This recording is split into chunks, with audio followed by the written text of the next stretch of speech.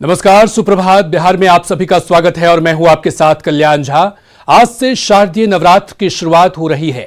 आज से 9 दिनों तक मां दुर्गा के 9 रूपों की उपासना की जाती है। पहले दिन आज कलश स्थापना के साथ ही मां शैलपुत्री की पूजा होगी। मान्यता है कि मां हर बार अलग वाहन पर सवारी कर धरती पर आती है। इस बार मां का आगमन घोड़े पर हो रहा है। इस साल शारदीय नवरात्र के दौरान 3 सर्वार्थ सिद्धि योग पड़ रहे हैं। ये शुभ योग 18 अक्टूबर, 19 अक्टूबर और 23 अक्टूबर को बन रहे हैं। इस नवरात्रि में दुर्गा सप्तशती के साथ साथ दुर्गा चालीसा का पाठ करना लाभकर बताया गया है। हालांकि कोरोना संकट के बीच इस बार नवरात्र में भी सावधानी बरतनी होगी।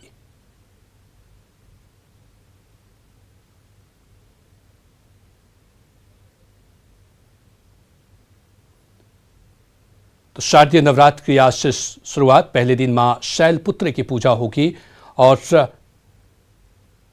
खास तैयारी इस बार की गई है। कोरोना गाइडलाइंस के जो सरकार की तरफ से जो गाइडलाइंस जारी की गई है दुर्गा पूजा को लेकर के, उसे लेकर के तमाम मंदिरों में और जो पूजा प्रबंधक है उनको करना होगा। ये गाइडलाइंस पूरी तरह से करना होगा।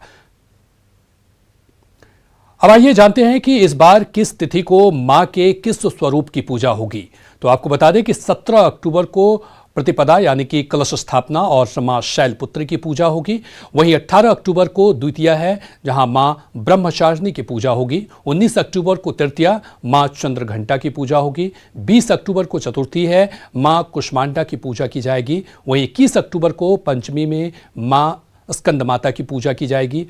22 अक्टूबर को षष्ठी, जहां मां कात्यायनी की पूजा और अर्चना की जाएगी। 23 अक्टूबर को सप्तमी है, जहां मां कालरात्रि की पूजा की जाएगी। वहीं 24 अक्टूबर को अष्टमी, जहां मां महागौरी की पूजा अर्चना की जाएगी, आराधना की जाएगी। वहीं 25 अक्टूबर को नवमी दशमी है, जहां मां सिद्धिदात्री पूजन और विजयादशमी होगी। तो कलश स्थापना के साथ आज से पूजा की शुरुआत, इसको लेकर के उत्साह दिख रहा है। लेकिन कोरोना काल में ये पहली बार दुर्गा पूजा होने जा रहा है। इसको लेकर के तमाम तरह की सावधानियां बरतने की ज़रूरत है और जो भी सरकार की तरफ से गाइडलाइंस जारी किए गए हैं उन गाइडलाइंस के तहत ही जो पूजा प्रबंधक है या पंडाल में जहां पर माँ दुर्गा की मूर्ति स्थापित की गई है वहां पर उनको जानना होगा। चलिए, हमारे साथ रांची से जुड़ चुके हैं हमारे संवाददाता संजय सिन्हा। संजय जी, इस बार कोरोना काल में दुर्गा पूजा हो रहा है, इसको लेकर किस तरह की तैयारी की गई है और सरकार की तरफ से जो गाइडलाइंस है उसको लेकर के मंदिर प्रबंधन या पूजा प्रबंधन ने किस तरह की खास तैयारी की है?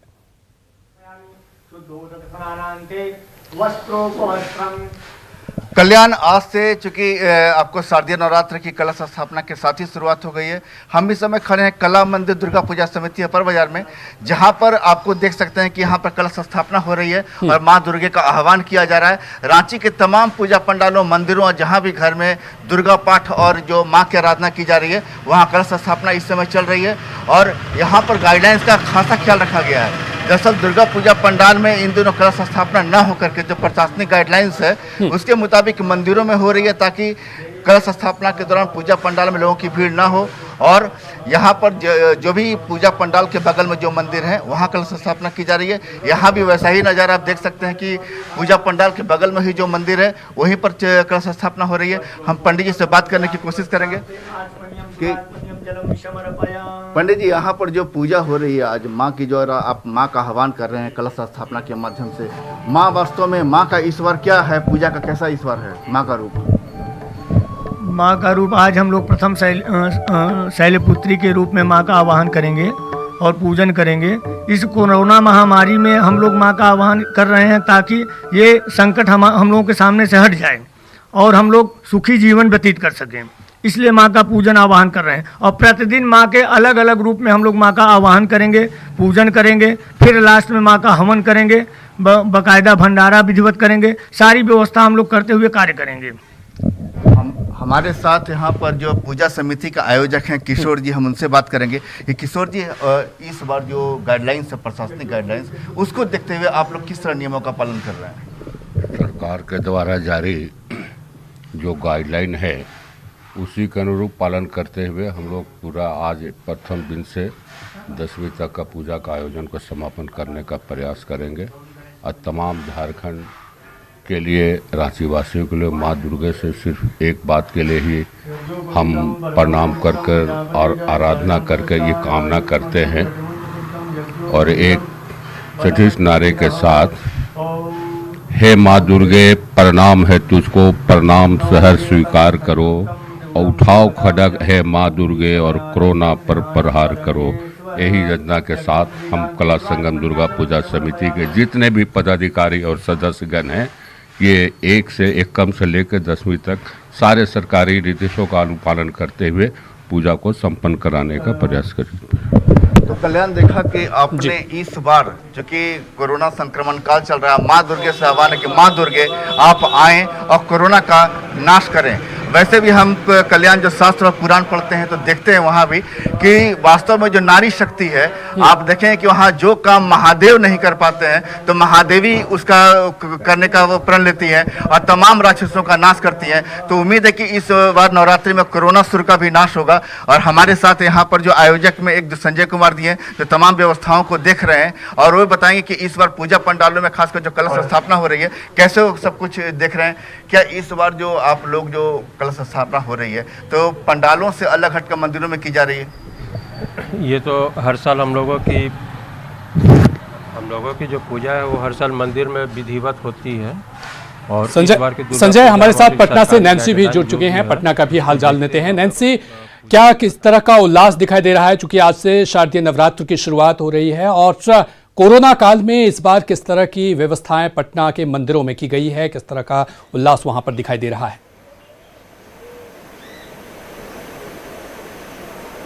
बिल्कुल, आज से शारदीय नवरात्रि की शुरुआत हो गई है और इस वक्त मैं अखंड वासनी दुर्गा मंदिर में हूँ जो कि गोलघर के पास है।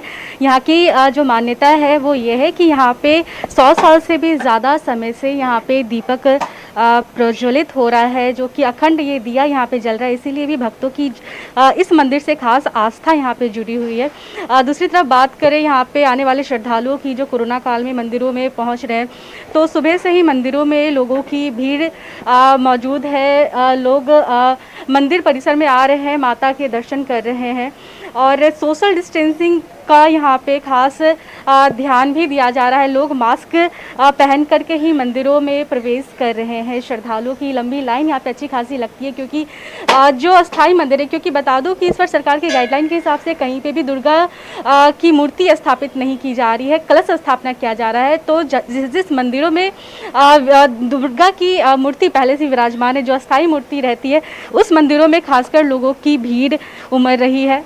मेरे साथ जो श्रद्धालु मौजूद है और उनसे ज़रूर बात करना चाहेंगे।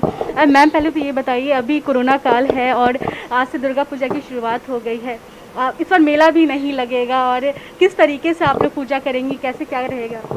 देखिए, ऐसा है कि कोरोना काल में तो बाहर नहीं निकल सकते हैं, जो सेफ़ भी नहीं है, लेकिन जो पूजा पाठ हम घर में करते हैं वो एज़ यूजुअल होगी ही। उससे तो हम पीठ नहीं दिखा सकते, मुँह नहीं मोड़ सकते। एज़ यूजुअल हम पूजा पाठ घर पे करेंगे, नौमी पूजा करेंगे, घर पे ही रहेंगे।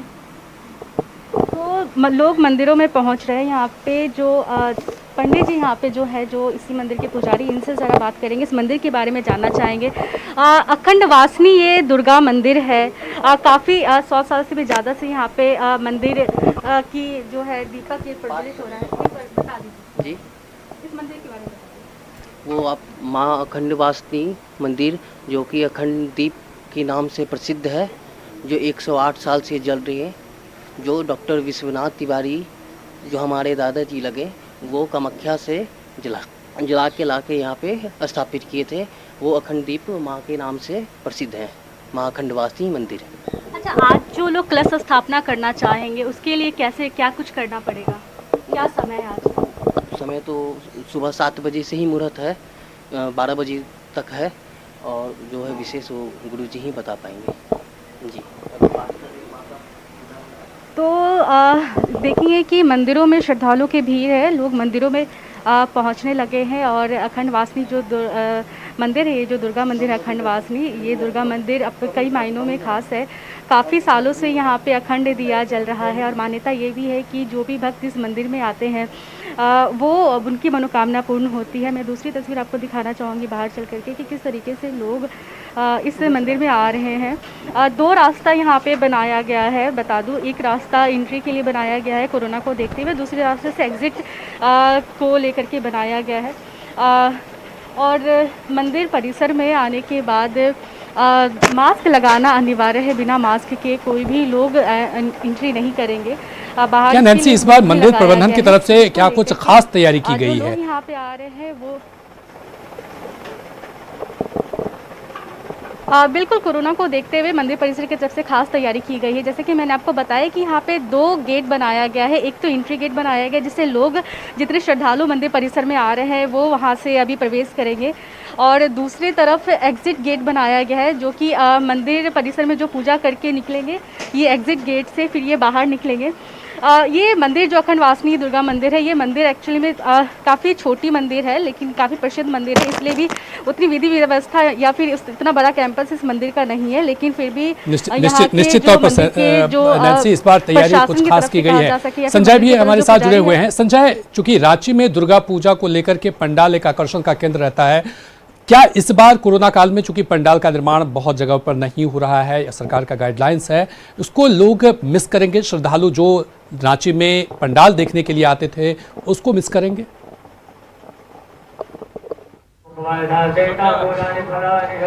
बिल्कुल कल्याण, आमतौर पर रांची में जो दुर्गा पूजा होती है वो भक्ति के साथ उसमें भव्यता भी दिखती है और एक से एक पूजा पंडाल का प्रारूप यहाँ बनाया जाता है। लेकिन इस बार जो प्रशासनिक गाइडलाइंस है उसके मुताबिक पंडाल की हाइट से यानी ज़्यादा जो मैक्सिमम होगी वो 80 से 100 फीट की ऊंचाई होगी पंडालों की, और माँ दुर्गा की जो प्रतिमा होगी उसकी ऊंचाई भी 4 फीट तक होगी। तो भव्यता के लिहाज से अगर कहें तो रांची में पिछले बार की तरफ की भव्यता नजर नहीं आएगी, लेकिन भक्ति का माहौल तो है ही। लेकिन एक बात यह भी है कि एक बार में पंडाल के भीतर कुल 5 लोग ही दर्शन कर पाएंगे माँ का, तो उस लिहाज से भी जो आयोजक हैं इसके लिए पूरे खासी तैयारी कर रहे हैं। हम लोग न्यूज 18 पर दिखाए, हम लोगों ने कल भी दिखाया था किस तरह पंडाल के आगे एक सर्कल बनाया गया है कि वो सर्कल जो आपने देखा होगा लॉकडाउन के दौरान बनाया गया था, और सर्कल में ही श्रद्धालु खड़े रहेंगे और बारी बारी से पंडालों के भीतर जाकर माँ दुर्गा का एक वहाँ आराधना करेंगे वहाँ अंदर जाकर, और जब 5 लोग बाहर निकलेंगे पंडाल से तो फिर लोग अंदर प्रवेश करेंगे। तो एक सोशल डिस्टेंसिंग का पालन तो कराया जाएगा और पंडाल में आपको मास्क, सैनिटाइजर की व्यवस्था भी रहेगी। तो कुल एक पूरी व्यवस्था इस बार प्रशासनिक गाइडलाइंस के अनुरूप आपको पंडालों पर देखने को मिलेगी। लेकिन एक सबसे बड़ी बात है कि आप भव्यता को मिस करेंगे इस बार, और भव्यता आपको पूजा में नहीं आएगी। हाँ, भक्ति का माहौल जरूर दिखेगा इस बार। कल्याण, निश्चित तौर पर तो भक्ति के में लोग जरूर दिखाई देंगे। और नैन्सी, एक बिहार में चूंकि चुनाव भी है, दुर्गा पूजा का समय चल रहा है, शारदीय नवरात्र की आज से शुरुआत हो रही है, ऐसे में प्रशासनिक स्तर पर क्या कुछ खास व्यवस्था की गई है?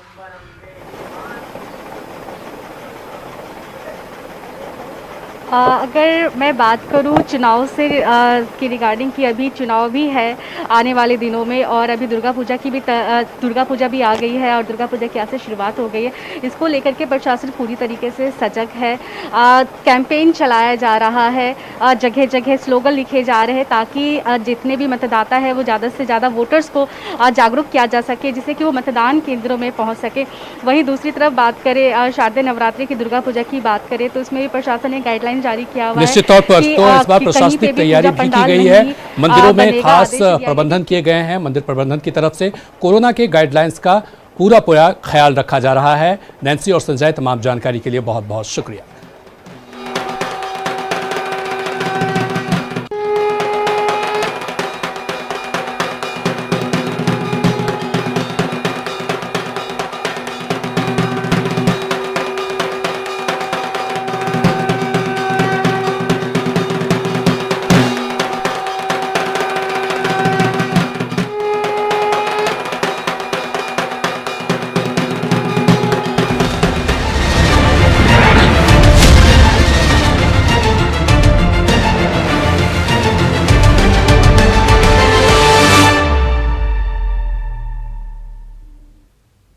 चलिए बढ़ेंगे अगली खबर की तरफ। नीतीश कुमार का तूफानी चुनाव प्रचार जारी है। आज सीएम 4 जगहों पर नवीनगर, नौखा, करगहर और दिनारा में सभा करेंगे। कल अरवल और गया की चुनावी सभा में नीतीश ने आरजेडी पर जमकर निशाना साधा, साथ ही सरकार के काम की चर्चा भी की।